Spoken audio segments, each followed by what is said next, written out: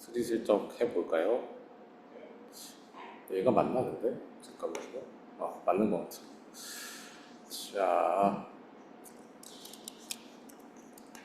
일단은 순서대로 보면은 이제 어떻게 읽을 건지에 대한 설명을 좀 먼저 해야 되는데, 어떻게 읽는 건지에 대한 설명은 또 그렇게 오래 걸리지 않으니까 빨리 하면서 진행을 해보도록 합시다. 우리가 논문을 정리하고 읽는 거는 좀 사람들이 익숙해져야 돼요. 그러니까 누구는 이렇게 읽고 누구는 저렇게 읽고 다 개인만의 어떤 스타일이 있기 때문에 어떤 방법이 좋다 이런 거를 얘기하기가 어렵지만, 논문을 읽으면서 특히 요즘에는 뭐 챗봇 같은 거 써가지고 읽는 거를 좀 빠르게 하는 분들도 많이 있는데, 완전히 이해를 챗봇하게 시키는 거는 좀 물론 문제가 되겠죠. 왜냐면 우리가 논문을 읽는다는 거는 그 방법을 완전히 알고 싶을 때 읽는다거나 혹은 아이디어를 완벽하게 알고 싶을 때 읽는다거나 하는 건데, 여러분들이 챗봇과 대화하면은 알겠지만은 챗봇이 내가 원하는 의도대로 대답을 주기 때문에 얘가 했던 말 중에서 뭐 하나를 꼬투리 잡아서 얘기하면은 그것대로 설명을 해준단 말이에요. 그러니까 전체적인 의미는 사실 그게 아니었는데 뭔가 한쪽에 치우쳐져서 이해할 수 있게 된다는 단점들이 있기 때문에 적당히 잘 구분해서 뭐 이제 써야 됩니다. 그러니까 기본적으로 논문을 읽는 거는 항상 전문을 내가 읽고서 내가 온전히 나의 것으로 습득하는 능력을 키우는 게 논문을 읽는다는 거의 의미고요. 우리가 이 논문을 읽는 방법을 스킬이랑 정리 관점에서 어떻게 읽을 건지, 그러니까 스킬이라고 하는 관점은 논문 하나의 논문이 있을 때 그 논문을 어떤 순서로 읽는지에 대한 스킬을 얘기하는 거고요. 정리의 관점에서 읽는다는 거는 이 논문을 읽고서 어떻게 정리할 건가, 뭐 이런 절차적인 과정에 대한 내용이 될 것 같아요. 그래서 그렇게 두 가지를 구분해서 볼 건데, 이 논문을 검색할 때 다양한 데서 검색을 할 수가 있긴 하거든요. 우리가 막 예전에 저 어릴 때 지금도 어리지만 하여튼 뭐냐면은 저는 이제 생명과학 출신이다 보니까 이런 논문을 검색할 수 있는 곳들이 몇 개 있어요. 그러니까 여러분들이 예를 들면 도서관에 가서도 검색할 수 있습니다. 그러니까 저널들은 라이센스라는 게 있어요. 전에도 설명했던 것 같은데, 뭐였지? 잠깐만요. 리워드 프로젝션으로. 저번에 논문을 어떻게 쓸 건지에 대한 설명에서도 마찬가지였는데, 우리가 이 논문들을 보면은 이런 식의 뭐 네이처 뉴로사이언스라 그러면은 네이처 뉴로사이언스라고 하는 홈페이지가 있어요. 그러니까 이 홈페이지에 올라갑니다. 실제로는 이게 책자로 나와요. 그러니까 이거 어떻게 사라지겠지? 실제로 책자로 나온다는 게 어떤 의미냐면, 대충 그냥 이런 거 있잖아요. 이런 그냥 이렇게 되어 있는 어떤 잡지 형태, 그러니까 주간지 형태로 나와요. 그러니까 여러분들 서점을 갈 일이 얼마나 있는지 모르겠지만, 서점에 가면은 이코노미스트, 뭐 포브스 이런 거 보면은 별 쓰잘데기 없는 반짝반짝한 종이로 되어 있는 그런 잡지들 있잖아요. 그러니까 두껍지 않은 거, 그런 잡지 형태로 나옵니다. 이런 저널들에서 그런 거를 출판을 하고요. 그거를 온라인 사이트, 보통은 이제 자기 온라인 사이트죠. 여기다가 공개를 해놔요. 근데 그러면은 우리가 그거를 모아 놓을 곳이 필요하잖아요. 그러니까 누군가 검색을 하려면 그게 어딘가에 모아져 있어야 되는데, 그 모아져 있는 검색 엔진 역할을 하는 사이트들이 몇 개가 있고, 그게 이제 여기 보면 지금 펀메드라고 되어 있죠. 이 펀메드는 미국에 있는 NIH라고 하는 미국 뭐죠? 보건국이라고 부르든, 그러니까 우리나라로 치면 뭐죠? 우리나라는 뭐가 있지? 보건복지부 같은, 이거는 NIH가 미국에서 펀딩을 가장 많이 주는 곳 중에 하나예요. 그러니까 과학 관련해서 예를 들면은 뭐 인지과학이나 생물학이나 이런 거에 대한 펀딩을 가장 많이 하는, 일반적으로 미국에서 포닥을 한다 그러면 NIH에서 펀딩을 받는 거예요. 저도 미국에 갔을 때 제 포닥 할 때 연봉이 어디서 나오는지 몰랐지만, 알고 보면 뭐 NIH 그래요. 보통 미국에서 가장 큰 펀딩, 그러니까 국가에서 주는 펀딩 중에 가장 큰 게 NIH랑 다르파라 그래서 국방부에서 나오는 거, 뭐 이런 식의 몇 개가 있습니다. 근데 대부분 NIH이기 때문에 어쨌든 근데 그 NIH에서 운영하는 그러니까 색인 사이트예요. 그러니까 그 색인이라는 게 뭐냐면은 색인 인덱스 이런 건데 우리가 책 보면은 맨 뒤에 막 단어별로 몇 페이지에 나온다 이런 거 정리되어 있는 뭐 특히 원서 그 저기 뭐예요?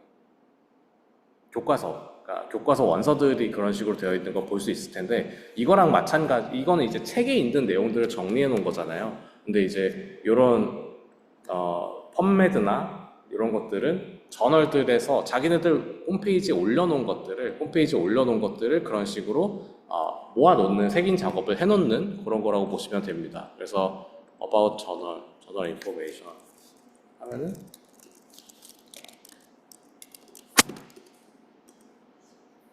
이게 어딘가에 있는데 잠깐만요. 저널 매트릭 이런 데 있으나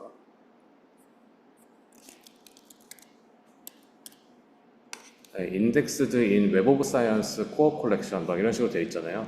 이 웹 오브 사이언스 코어 컬렉션이 클라리베이트라고 되어 있는데 이게 톰슨 로이터, 로이터 통신의 그 회사거든요.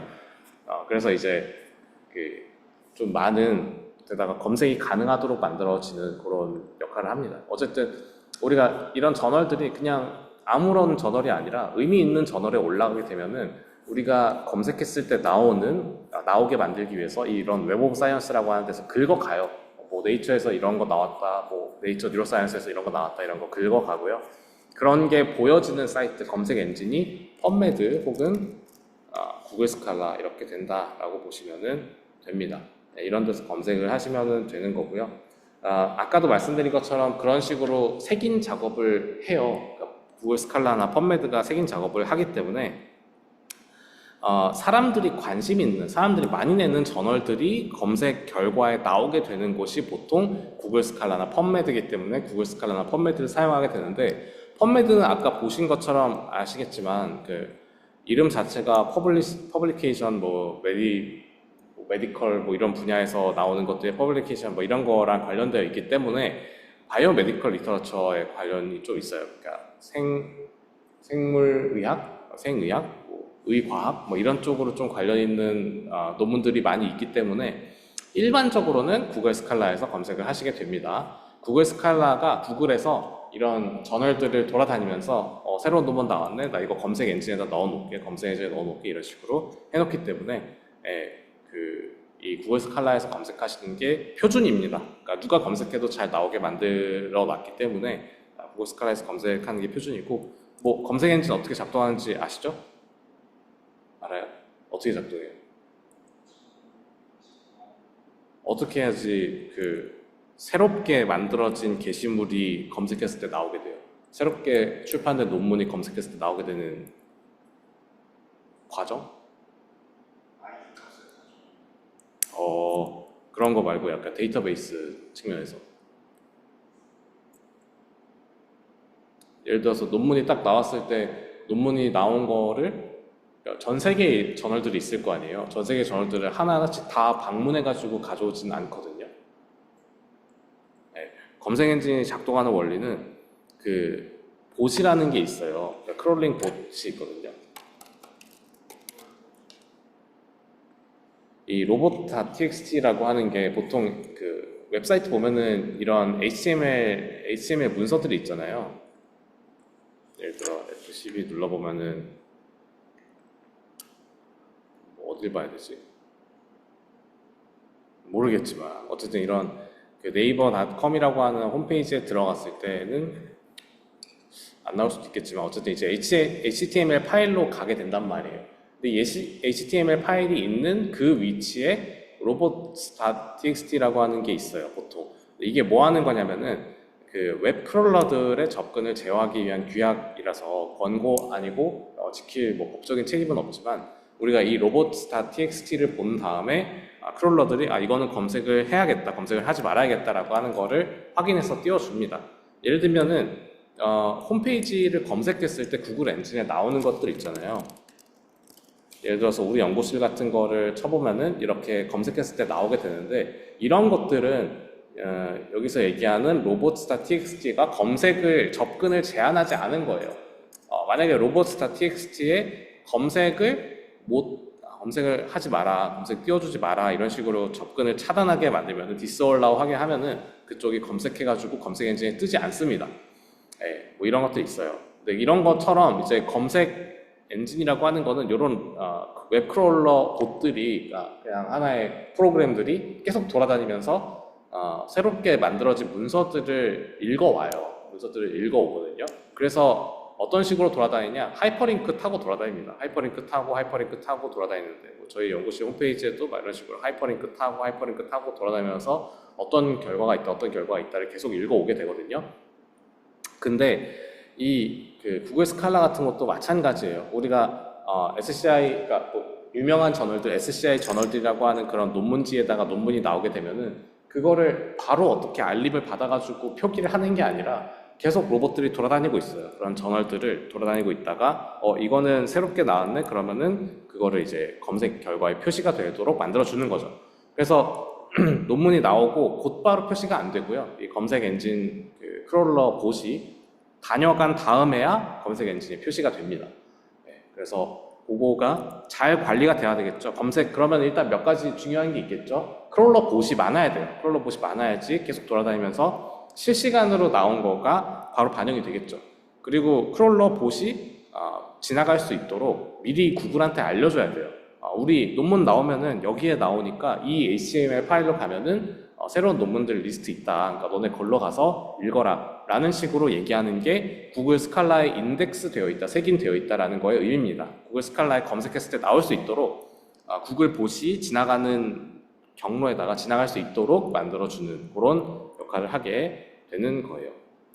아무튼 그렇습니다.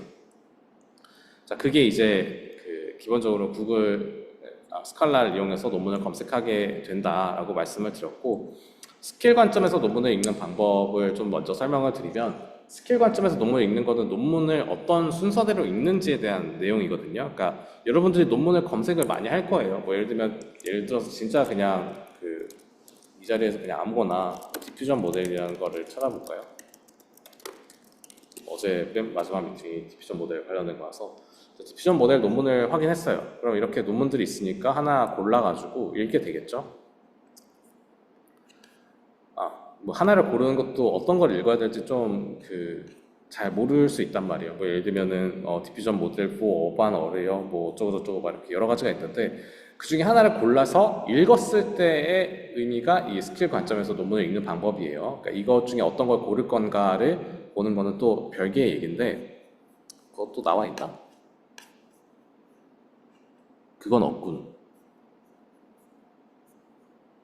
네, 구글 스칼라에서 검색해서 읽는 것부터 봅시다. 구글 스칼라에서 우리가 검색해서 읽으려고 하면은 몇 가지를 조금 신경 써서 논문을 골라야 돼요. 첫 번째로 내가 잘 아는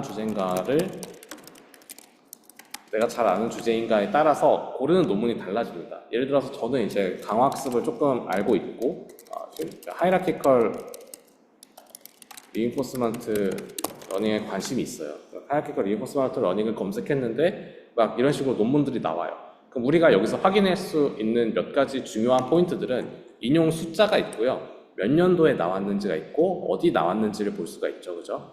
그리고 뭐 논문 제목도 볼 수가 있습니다. 이런 거를 보고서 어떤 논문이 좋은 논문이다를 결정해서 읽으면 돼요.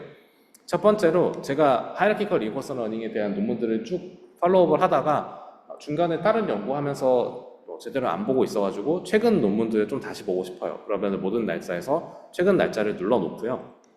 여기에서 뭐 나는 이런 언슈퍼바이즈드 말고 뭐 예를 들면은 이제 뭐 스킬 러닝과 관련된 부분에 대해서 하이라키컬 리버스 러닝을 보고 싶다. 그러면 뭐 스킬 크리틱이니 어쩌니 막 이런 것도 있구나 봤을 때, 자, 이 중에서 그럼 어떤 걸 고를 거냐라고 생각했을 때 보면은 아까 말씀드린 나머지 정보들 몇 회 인용됐냐 그리고 어디에 출판됐냐를 보시면 됩니다. 자, 어디에 출판됐는지 봤을 때 IEEE 억세스라고 되어 있는 데가 있고 뭐 드론스라고 하는 데가 있고 막 이렇게 있어요. 우리가 저널이 얼마나 좋은 저널인지 알려면은 그 SCI 급이라고 하는 표현을 들어봤을 텐데, 이 SCI 급이라고 하는 게 뭐냐면은 우리가 아까 얘기했던 그 저널 인덱스를 하는 웹 오브 사이언스라고 하는 데서 좋은 저널들을 구분 지어 놓는 거예요. 어딨지? 잠시만요. 수준이 괜찮은 학술지만 선별한 리스트가 SCIE 혹은 SCI라고 하는 논문들이 되는 겁니다. 자, 이거는 그 저널들만 해당돼요. 컨퍼런스는 해당이 안 되고요. 저널들만 해당이 돼서 예를 들면 아까 봤던 IEEE 억세스가 어떤 레벨인지를 확인해 볼 수가 있습니다. 이런 이거 JCR이라고 불러요. 저널 사이테이션 리포트라고 치면 나옵니다.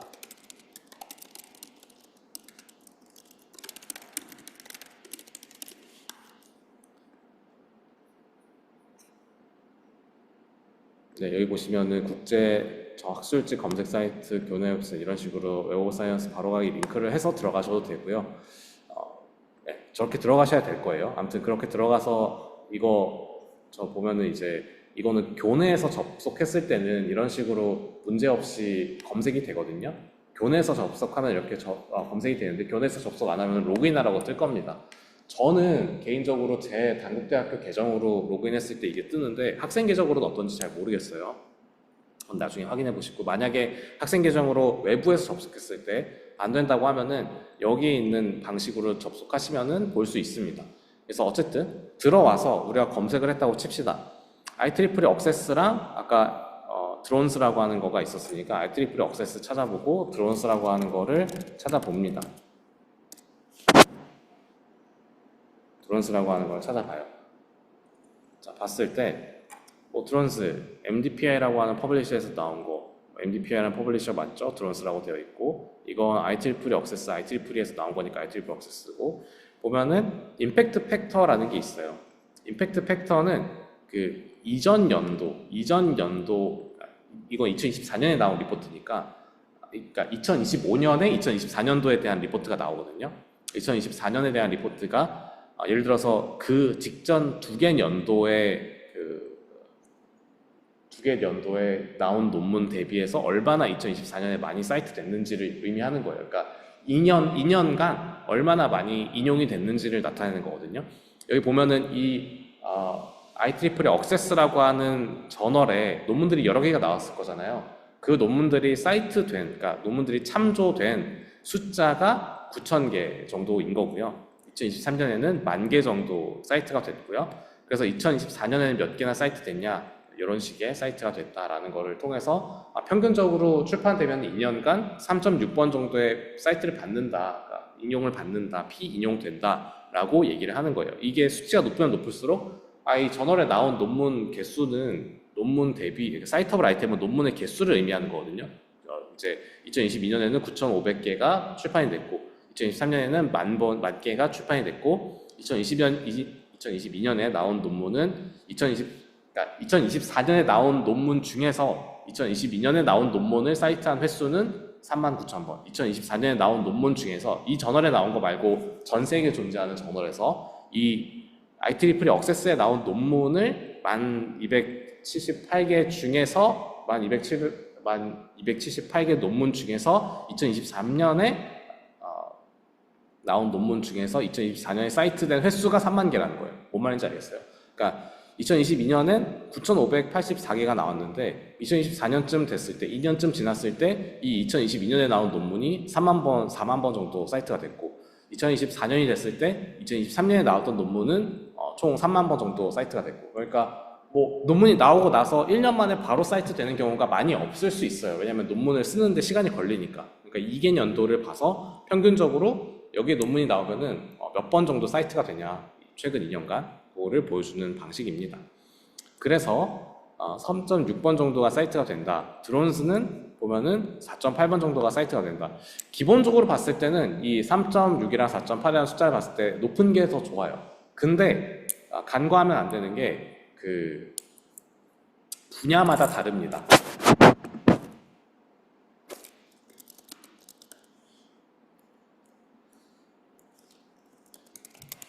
예를 들어 재료 분야가 논문이 진짜 많이 나오기로 유명하거든요. 재료 분야 보면은 어드밴스드 머테리얼 26.8 이렇게 나오잖아요. 엄청 미친 좋은 저널 같이 보이잖아요. 근데 이게 네이처가 48 정도밖에 안 돼요. 그러니까 심지어는 아까 봤던 네이처 뉴로사이언스는 뉴로사이언스 분야에서 탑이거든요. 사이언스를 보는 게 낫겠다.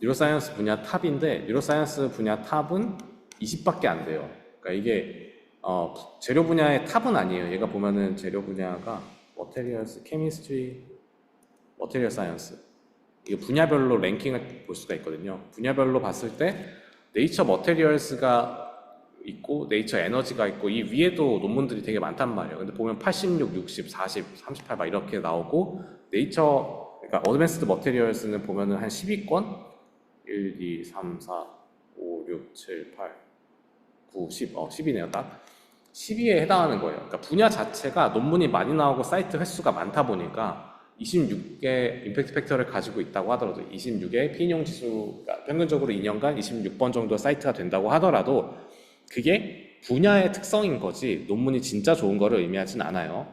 네. 네이처 뉴로사이언스에 나오는 거는 이제 그 분야의 거의 탑인데 탑2 막 이렇게 되는 논문인데 네. 그렇다. 그래서 그냥 단순하게 드론스가 4.8이니까 무조건 좋다라고 할 수가 없고요. 그러면 뭘 봐야 되냐? 이거 보시면 아까 제가 이런 거 눌러가지고 랭킹 확인했잖아요. 그 랭킹을 보시면 됩니다. 쭉 내리다 보면은 임팩트 팩터에 의한 랭킹이라고 나와 있거든요. 보면은 리모트 센싱 분야에서 65개 저널이 있는데 그 중에서 15등을 했다는 거예요. 얘는 보면은 258개 중에서 93등을 했다는 뜻이고요. 보면은 두 가지를 봐야 되는데 일단 이 분야가 얼마나 좀 많은 저널들이 나오는 분야인지를 확인해야 돼요. 65개나 되네. 65개 밖에 안 되네. 그 중에서 15등을 했네.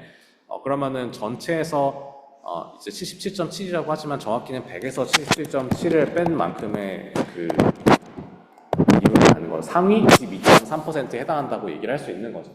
그러면은 나름 나쁘지 않네라고 생각할 수 있어요.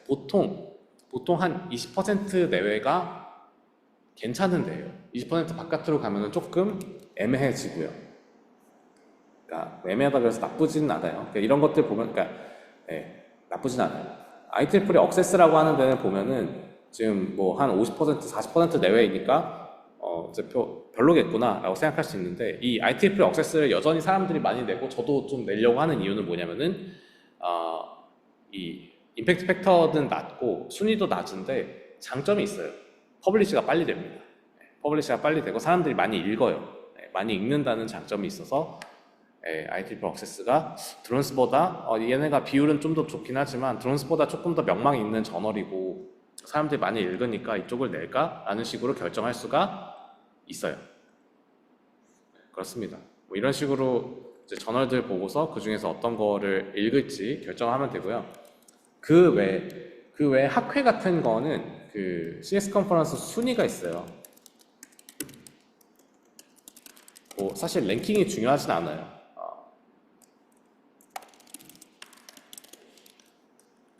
여기 보면은 그 구글 스칼라 CS 랭킹이라고 써야 되는구나. 구글 스칼라에서 제공하는 컴퓨터 사이언스 랭킹 같은 게 있는데 컴퓨터 비전 막 이런 식으로 여러 가지 분야들에 대한 랭킹들이 있는데 이 분야의 상위권에 있으면 보통 그 순위가 높습니다. 여기 보면은 임팩트 팩터가 아니라 H5 인덱스라고 돼 있죠. H5 인덱스는 지난 5년간에 대해서 모은 거고 그 H 인덱스라고 하는 게 또 따로 있어요. 그거를 나타내는 것 당연히 높을수록 좋은 거예요. 그러니까 임팩트 팩터의 단점을 보완하기 위해서 만들어진 그런 인덱스인데 그런 게 있습니다. 나중에 찾아보시면 알겠지만은 이거는 그냥 논문 하나가 높으면 좋은 게 아니라 논문을 좀 꾸준하게 좋은 논문들이 계속 나왔을 경우에 높은 숫자가 찍히는 녀석이에요. 아무튼 그래서 여기에 나온 학회들이 또 좋은 데고요. 혹은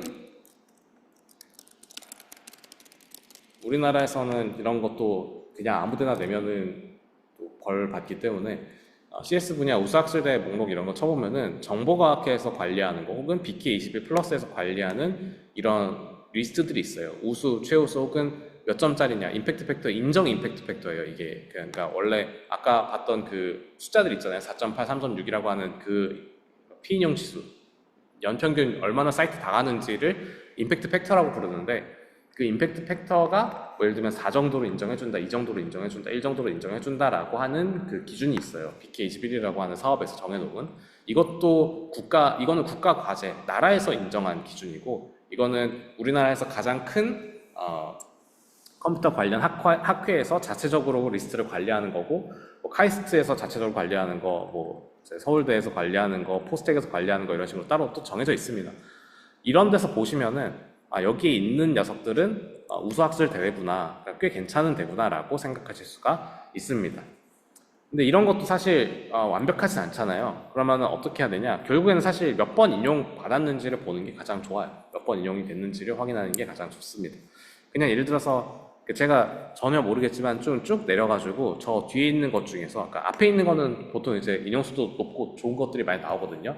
그러니까 뒤쪽에 있는 거를 가서 보면은, 뒤쪽에 보면은 저는 하이라키컬 리인포스 러닝, 스킬 러닝 이렇게 검색했는데, 뭐 일단은 뒤쪽으로 왔다 보니까 관련성이 많이 떨어지죠. 뭐 머신러닝 모델이라던가 관련성이 많이 떨어지는데, LET 뭐 이런 거 들어본 적도 없어요. 들어본 적도 없는 데인데 보면은 얘가 얘보다 높게 받았네, 인용수가 높으니까 얘를 좀 읽어볼까, 막 이런 식으로 읽어서 확인할 수 있다라는 얘기입니다. 이런 식으로 우리가 체크를 할 수가 있어요. 이렇게 검색하는 방법이고, 그래서 논문을 골랐다 칩시다. 얘를 볼까요? 얘는 뭐 별거 아닌 논문일 것 같으니까, 별로 중요하지 않은 논문일 것 같으니까 얘를 가지고 설명을 합시다. 중요한 논문 가지고 설명하면은 다 재밌어 보일 수 있으니까 아무도 이해 못하는 논문 가지고 한번 볼게요. 자, 논문 읽기가 어려운 이유는 뭐냐면은 우리가 처음부터 끝까지 다 읽으려고 해서 그래요. 일단 제목을 보고, 앱스트랙트를 보고, 인트로를 보고, 인트로 보는데 막 뭔 말인지 잘 모르겠고, 그러니까 처음부터 다시 돌아가서 다시 읽고, 다시 돌아가서 다시 읽고 이러다 보니까 그래가지고 오래 걸리는 건데, 읽다 보면은 이 읽는 속도가 많이 빨라집니다. 잠깐 앞으로 가서 제가 하이라키컬 리버스 러닝 논문을 아무거나 새 거 집어다가 읽는 걸 한번 해볼게요. 뭐야? 아무거나 하나 집어서 트리플 AI 좋은 학회거든요. 트리플 AI 탑티어 학회니까 여기 눌러서 들어가서 PDF 보면은,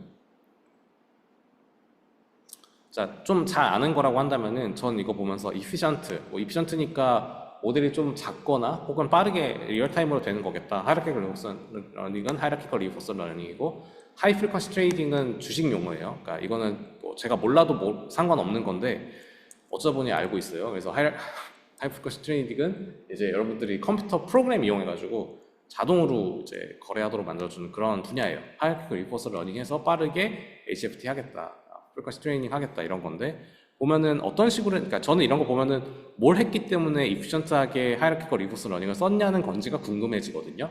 그럼 사실 이거 전부 다 읽을 필요 없어요. 그냥 보면서 쭉 보면서 하이라키컬 리버스 러닝 모델을 보고 싶은 거예요. 뭐 이거 상관없고요. 크립토커런시, 암호화폐 관련돼 가지고 비트코인 관련돼서 하겠다, 관심 없고, 리버스 러닝 관심 없고, 그러니까 리버스 러닝 쓴다는 거 너무 당연하게 적혀 있으니까 그렇게까지 관심 없고, 로우 프리퀀시나 하이 프리퀀시 차이 관심 없고, to tackle this 어쩌고저쩌고 EARNHFT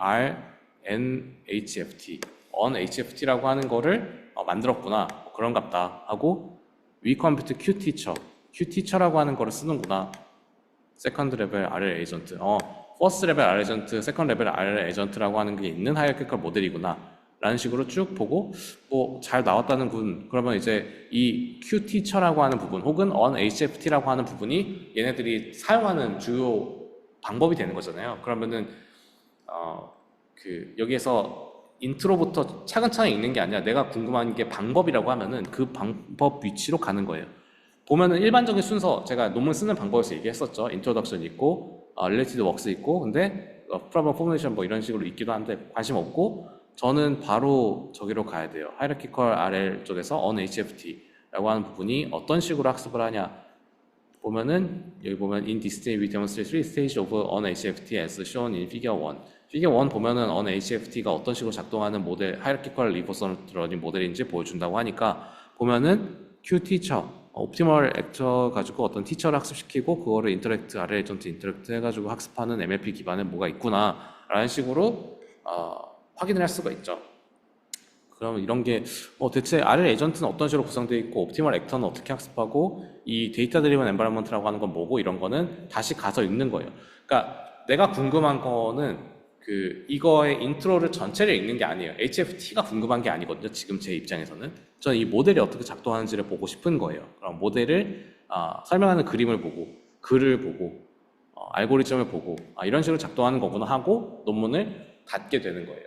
이런 순서를 거칩니다. 그러니까 논문을 전부 다 읽지 않아요. 읽다 보면은. 이 읽으면 읽을수록 속도가 빨라지는 거는 전부 다 읽지 않고 이해가 되는 부분만 읽기 때문에 그래요. 이거는 그냥 제가 적절한 예시를 좀 찾아보다가 넣은 건데, 이게 개화기 해방 3년째 우리 단국대학교 설립되는 시점쯤, 사람들이 하던 말들이에요. 그러니까 보면 니치요비 일요일이라는 일본어고 개콘도 결혼의 일본어고 이런 식이거든요. 그래서 보면은 정숙이랑 이번이랑 얘랑 한다는데 아주 헌옥감이 많더라. 이것만 한국어고 나머지는 다 일본어고, 정수희가 곰보인데도 신랑이 오케이, 오케이는 이제 오케이의 일본식 발음이죠.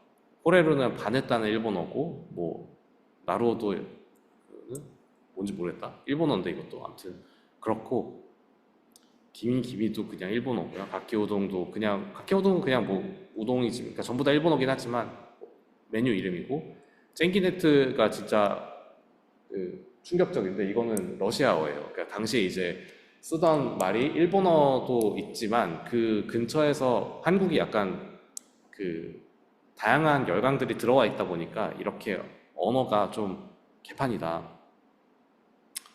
네, 그렇습니다. 여기는 지금 have no는 영어거든요. have no랑 쨍기네트랑 뭐 약간 그냥 여러분들이 쓰는 유행어 같은 그런 거일 수도 있지만, MG 언어일 수도 있지만, 그 MG 언어가 그냥 한국어의 변형으로 나온다거나 그냥 유행어가 아니라 다른 언어에서 쓰던 거를 그냥 가지고 오는 거가 좀 굉장히 심각한 거죠.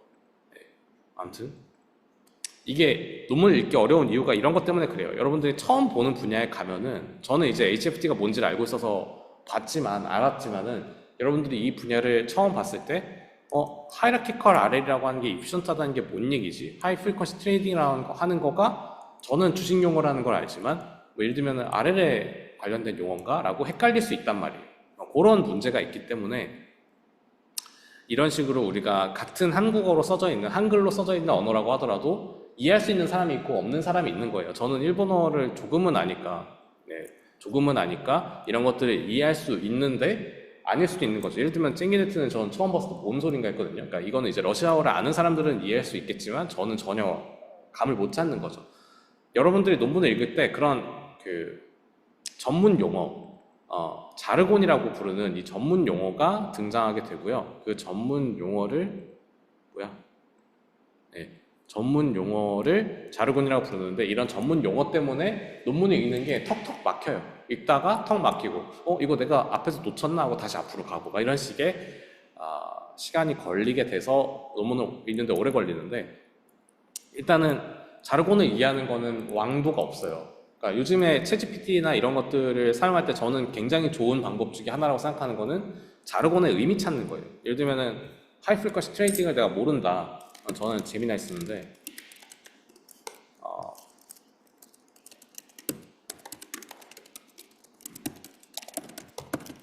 의미야, 뭐 강화학습에서 어떤 특정 의미가 있어, 이런 식으로 물어보면은 얘가 답을 해주겠죠.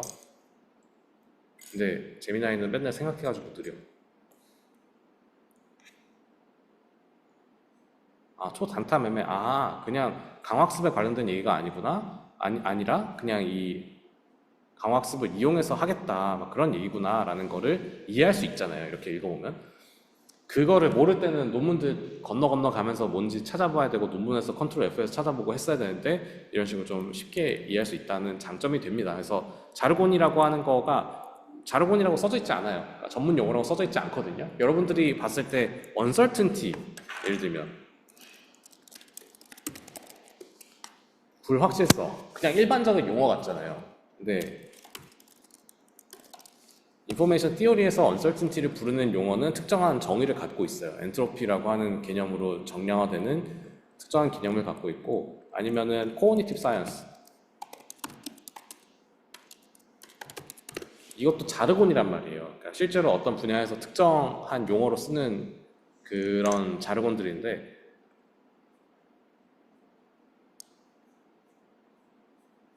아무튼 이런 것들이 그냥 일반적인 용어로 불확실성이 아니라 어떤 의미에서 쓰이는 용어인지를 검색해 봐야 될 수 있어요. 근데 여러분들이 논문을 봤을 때는 그냥 불확실성이라는 뜻인가 보다 하고 넘어가 버릴 수도 있다는 거죠. 실제로는 불확실성이 아니라 정보 이론적으로 봤을 때 모든 일이 일어날 확률이 일정한, 모든 일이 일어날 확률이 비슷비슷한 그런 상황을 uncertainty가 높다라고 얘기하는데, 그런 식으로 자르곤이라고 써져 있지 않기 때문에 여러분들이 어떤 게 자르곤이다라는 거를 이해해야 돼요. 검색해 봐야 되고, 내가 이 용어를 그냥 일반적인 용어로 생각했는데 일반적인 용어가 아니라 되게 이 분야에서 스페시픽하게 부르는 그 용어구나, 특정한 의미로 부르는 용어구나. uncertainty가 그냥 불확실성을 얘기하는 게 아니라 모든 사건이 일어날 확률이 같다는 의미구나 라는 그런 개념들을 알아야 되는데 모르잖아요. 모르니까 계속 의심하면서 비판적으로 검색하면서 읽어야 됩니다. 그런 걸 잘 모르겠으면 아까 봤던 챗GPT한테 물어본다거나 혹은 블로그 포스트, 유튜브 비디오 이런 데서 이해해 볼 수가 있습니다. 예를 들면은 하이라키컬 리인포스먼트 러닝을 여러분들이 검색했잖아요. 여러분들이 검색해서 봤는데 하이라키컬 리인포스먼트 러닝이 뭔지 몰라요. 그러면 하이라키컬 리인포스먼트 러닝을 그냥 구글에 검색합니다. 그러면 막 누구 사람들이 써놓은 게 있어요.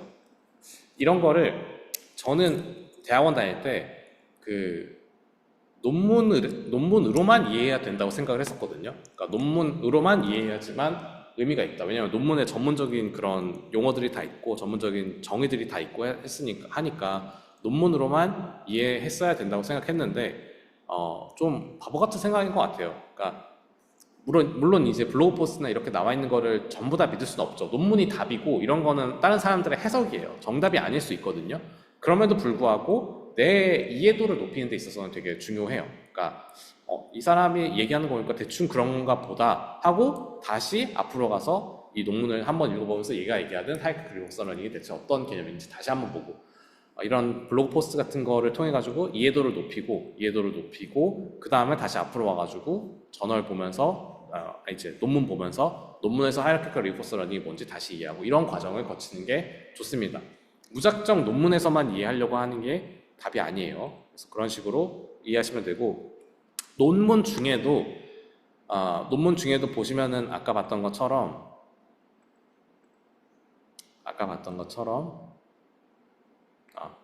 얘가 보면은 하이라키컬 리인포스먼트 러닝을 릴레이티드 웍스에서 설명을 하는 부분이 있을 거거든요. 하이라키컬 MDP 프레임워크라고 하는 하이라키컬 리인포스먼트 러닝이 어떤 건지에 대해서 설명하는 부분이 있긴 한데 여기 보면 설명이 HFT랑 연결돼 있고 하이라키컬 리인포스먼트 러닝이 뭔지에 대한 설명이 명확하게 나와 있지 않아요. 그죠? 그러면 하이라키컬 리인포스먼트 러닝이 대체 뭔지 아직도 잘 모르겠다. 그럼 어떻게 하냐? 다른 논문들을 찾아봅니다. 저런 식으로 블로그를 찾아볼 수도 있고요. 다른 논문들을 찾아볼 수도 있어요. 예를 들면은 뭐 이런 서베이 논문이나 뭐 이런 거 혹은 이런 논문들에서 봤을 때 그러니까 다른 거 안 보고 다른 부분 안 보고 이거 접근이 안 되네요.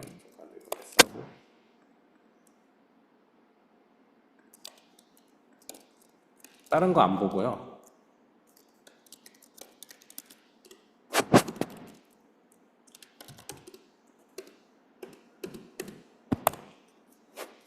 쭉 보면서 다른 거 하나도 안 보고 하이라키컬 리인포스먼트 러닝이 뭐냐 리인포스먼트 러닝 설명하고 하이라키컬 리인포스먼트 러닝 여기서 설명하다 이거를 봐도 나 수식으로 보고 싶은데 너무 줄거리다 아니네 뭐 옵션이라고 하는 것도 있구나 막 이런 식으로 좀 이렇게 읽거나 혹은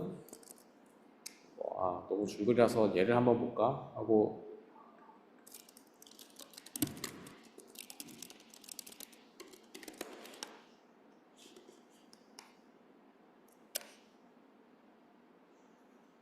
얘를 한번 보니까 이거 버핑 논문이네. 얘는 조금 더 컴팩트하게 쓰여져 있고 내가 필요한 정보들이 있다. 그러면 그러니까 이 논문 전체에 있는 게 아니에요. 그러니까 이 논문을 설명하는 하이라키컬 리인포스먼트 러닝이 우리가 맨 처음 봤던 이 논문에서 적어 놓은 하이라키컬 리인포스먼트 러닝에 대한 설명보다 훨씬 더 쉬울 수 있다는 거예요. 그러면은 얘를 보면서 이해를 하고요. 다시 돌아가서 봐도 된다. 여기 막 그림도 있어요. 하이라키컬 리인포스먼트 러닝이 이런 시그마를 쓰는 거구나. 액션 하나하나 하는 게 아니라 이런 시그마를 써가지고 한 번에 그 멀티 스텝을 하는 거구나. 이런 거를 그림으로 봤을 때 이해가 더 쉽잖아요. 여기는 그냥 이렇게 줄글로 써놔가지고 뭔 말이지 싶은데 이런 거구나. 이래가지고 저렇게 쓴 거구나를 이런 다른 논문들 보면서 이해하고 여기 와서 그런 얘기구나를 이해해도 된다는 얘기입니다. 네, 그런 식으로 블로그 포스트 혹은 다른 논문들, 해당 부분만 잘 설명한 논문들을 찾아보고 그런 논문에서 이해하면 됩니다. 네, 아까 봤더니 이제 첫 번째 논문 같은 경우에는 너무 수학적으로만 써놨고, 이 논문은 너무 수학은 없고 막 줄글로만 써놨고, 수학도 있네요. 줄글도 써놨고 너무 장황하게 써놨고, 이거는 딱 어떤 개념인지 컴팩트하게 알려준다. 그림도 있고 이해가 좀 잘 된다. 그러면 이걸 가지고 이해를 하는 거죠. 자, 그리고 이제 자르곤이랑 이런 개념들이 어느 정도 이해가 됐다. 그러면 여러분들이 드디어 논문을 읽어야 됩니다. 논문을 읽을 때 스kim 오버라고 하는 게 있어요. 우리가 훑어가면서 읽는다는 뜻이거든요. 영어 표현으로. 이때 우리가 어떤 식으로 보통 논문을 읽냐면은 그냥 제가 하면서 정리한 건데, 일단은 검색을 하잖아요. 검색을 하면 타이틀로 검색이 되거든요. 하이어칼 리포스 러닝이라고 하는 타이틀이 있는 것들이 나와요.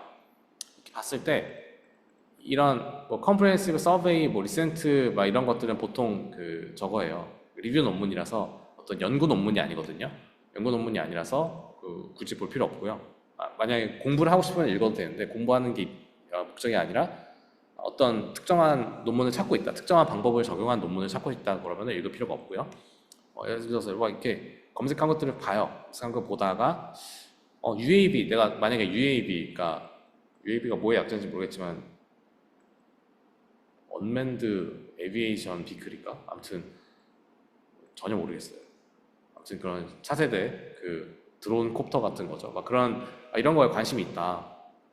그래서 제목 봤더니 이거 내가 관심 있는 거랑 되게 잘 맞는 것 같다 라는 거를 먼저 인식하죠. 그래서 제목을 보고 통과. 그리고 앱스트랙트를 한번 쭉 훑어봅니다. UAB 딱 들어가서 앱스트랙트를 봤는데 이런 식으로 하이라이트가 따로 나와 있는 경우도 있어요. 멀티-AB는 어떤 거고, aims to enhance adversarial performance through collaboration. 나 콜라보레이티브 스트래티지에 관심이 있었는데 하고 거기서 통과될 수 있어요. 통과되고, 그리고 딱 전부 다 안 읽어요. 인트로부터 읽는 게 아니라 콘클루전을 가요. 콘클루전 가면 보통 여기서 뭐 했다가 있거든요. In this paper, we addressed the high dimensional and collaborative challenges inherent in multi-UAV air combat by proposing hierarchical framework of 어쩌고저쩌고. 컴뱃 상황에서 콜라보레이티브한 UAV 상황을 봤구나. 그리고 멀티 에이전트 PPO를 썼구나. 이런 것들을 볼 수 있는 거죠. 이거 내가 딱 찾던 논문이다. 그러면은 딱 돼. 하고 들어가서 내가 궁금했던 부분부터 보는 겁니다.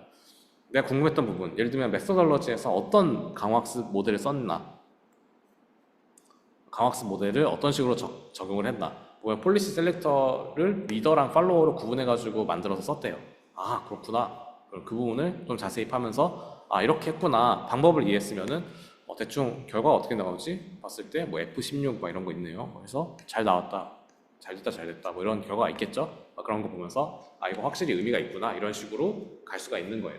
이런 스kim 오버, 그러니까 사람마다 좀 스타일이 다른데, 저 같은 경우는 보통 타이틀 가지고 논문들 리스트를 쭉 뽑고요. 그 다음 타이틀에서 앱스트랙트 하나씩 읽으면서 리스트 쳐내고, 그리고 앱스트랙트 쳐낸 것 중에서 디스커션 보면서 다시 한번 쳐내고, 그렇게 남은 거 가지고 좀 다시 읽는 편이에요. 아까 말씀드렸던 하이어키컬 리인포스 러닝에서 특정한 부분, 그러니까 어떤 하이어키컬 리인포스 러닝을 썼나, 이게 궁금하다고 하더라도 이거는 일반적으로 좀 쓰는 전략이니까 이런 식으로 검색해서 보시면 되고, 그 다음에 읽는 순서 아까 말씀드렸던 것처럼 자세히 읽기로 쭉 가는 게 아니라, 우리가 모델이 궁금해서 봤다면은 슈도코드 알고리즘, 모델 그림 이런 것들, 혹은 앱스트랙트에서 봤을 때 모델 이름이 뭐였는데 그 이름이 어떻게, 그러니까 그 이름을 컨트롤 F에서 찾아가지고 그 모델이 어떤 식으로 구성되어 있는지 보는 그런 방식으로 확인하면 되고, 모델은 대충 앱스트랙트나 콘클루전 봤을 때 PPO 썼대요. PPO 익숙한 PPO 썼으니까 모델 자체가 엄청 특이할 것 같지는 않고, 결과가 얼마나 잘 나오나 PPO를 쓰면은, 그러면 바로 결과 쪽으로 가서 그래프나 표 같은 거 보는 거죠. 이게 여러분들이 접근하는 스타일이 좀 달라질 수 있어요. 그래서 만약에 결과가 잘 나왔어요. 그러면 PPO 똑같은 PPO 썼는데 얘는 왜 이렇게 결과가 잘 나오지? 그럼 다시 모델 가서 보는 거죠. 모델에서 뭔가 또 추가가 됐구나 이런 거를 볼 수가 있는 거예요. 그러니까 논문 읽을 때 처음부터 끝까지 자세히 읽는 경우는 거의 없어요. 처음부터 끝까지 자세히 읽는 경우는 초기에 학술지를 읽는 초기 혹은 여러분들 논문 썼을 때 여러분들 논문은 여러분들이 제일 잘 알기 때문에 정말 읽기 싫은데 그거를 처음부터 끝까지 읽는 사람이 있기 때문에 그게 이상하지 않은지 처음부터 끝까지 쭉 자세히 읽어야 돼요. 이거 읽을 때는 여러분들이 이중인격이 돼가지고 이 글 쓴 저자가 되고 저자의 지도교수가 돼가지고 이제 저자를 읽을 때는 논리적 흐름이 맞는지, 그러니까 내가 쓴 논문인데 내가 쓴 논문이지만 잘 썼다 이렇게 얘기하고 그 다음에 이렇게 되는 게 막 왔다 갔다 하는 게 아니라 논리적으로 흐름에 맞게 설명을 하고 있구나 라는 거를 이해할 수도 있고요. 혹은 저자의 지도교수를 읽을 때는 논문의 문제점을 찾으려고 하죠. 지도교수는 보통. 그래서 이거 논리적 연결이 너무 비약적인데? 이거 말도 안 되는 얘기인데? 이런 식으로 비판적으로 읽으면서 확인해 볼 수가 있습니다. 그렇게 논문들에 대한 어떤 기본적인 개념들이 끝나고 이거는 좀 디테일하게 흐름을 전체를 리뷰할 필요가 있겠다. 내 논문이다. 혹은 내가 좀 모델링하고 있는 내가 모델링하고 있는 핵심 모델을 사용한 논문이다. 그러면은 앞뒤로 왔다 갔다 하면서 읽어야 될 때가 있거든요. 어펜딕스 쪽에 모델에 대한 자세한 설명이 있고 앞쪽에 결과가 있고 혹은 이제 인트로덕션에서 모티베이션 같은 거 설명하는 게 있다고 한다면은 그런 부분들을 자세히 이해하는 거는 이런 스kim 오버하는 그러니까 훑어보는 방식에서는 절대로 이해할 수가 없고 그럴 때는 저는 보통 인쇄를 해요. 파일로 읽는 방법이 편하다고 얘기를 하고 파일로 많이 읽는데 파일로 읽을 때 저는 자세히 읽을 때는 파일로 잘 못 읽겠더라고요. 그러니까 진짜 디테일하게 자세히 읽을 때는 인쇄를 해서 읽습니다. 왜냐면 이제 앞뒤로 왔다 갔다가 쉽거든요. 앞뒤로 왔다 갔다 할 때 쉬워서 그냥 인쇄해서 읽고 파일로 저장해서 읽으면은 저한테는 나름대로 약간 논문을 읽기까지 과정이 좀 걸려요.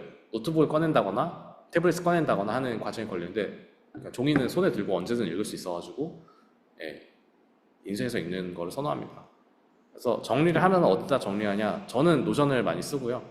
뭐 다른 옵시디언이나 구글 드라이브 쓰는 방법도 있어요. 근데 저도 이제 옵시디언 쓰는 거를 좀 옵시디언도 노션 같이 이런 마크다운 방식의 정리 툴이거든요.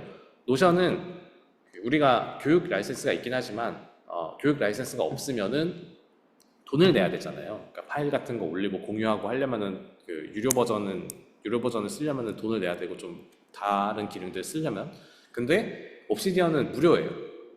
물론 유료 버전도 있지만 유료 버전이 그냥 구글 드라이브 결제하는 거 같은 건데 만약에 여러분들이 구글 드라이브 갖고 있으면 그냥 구글 드라이브 쓰면 돼요. 노션은 온라인에 올라가 있고 여러분들이 실물 파일을 갖고 있지 않지만 옵시디언은 마크다운 파일이 실제로 있어요. 그래서 옵시디언도 나쁘지 않다. 전 옵시디언 근데 못 쓰겠더라고요. 그러니까 안 씁니다. 아무튼 그래요. 그래서 이렇게까지가 논문을 읽는 방법에 대한 설명이었고요. 질문? 없어요? 오늘 어떻게든 논문 읽는 방법을 끝내려고 말을 빨리 했는데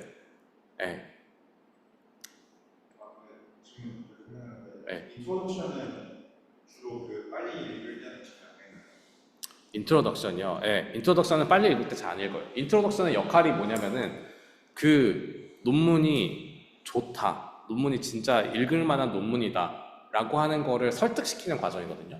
근데 설득시키는 과정은 대상은 그냥 이렇게 빠르게 훑어 넘어가는 독자들이 아니라 보통은 리뷰어예요. 그러니까 이 논문을 자세히 읽는 사람들, 논문을 처음부터 끝까지 자세히 읽고 다 확인해보고 싶은 사람들을 대상으로 인트로덕션을 쓰는 거예요. 그래서 내가 궁금한 건 그냥 어떤 모델 썼는지, 결과가 어떤지 이런 것들인데 인트로를 읽어보면은 이 논문을 쓰게 된 이유랑 이 논문이 어떤 의미를 갖고 있는지가 자세하게 나와 있거든요.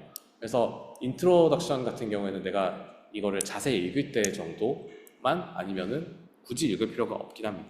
혹은 이럴 때도 있어요.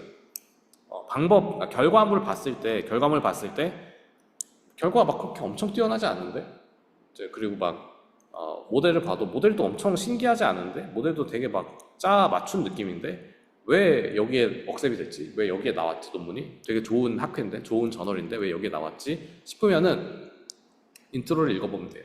인트로 읽어보면은 내가 모르는 부분, 뭐 이 분야에서 이런 거를 적용하니 엄청 새로운 시도라거나 이 분야에서 성능 조금 올리기가 엄청 힘들다거나 뭐 이런 식의 그 설득을 시켜요. 그런 부분은 그냥 결과나 모델만 봐서는 알 수가 없기 때문에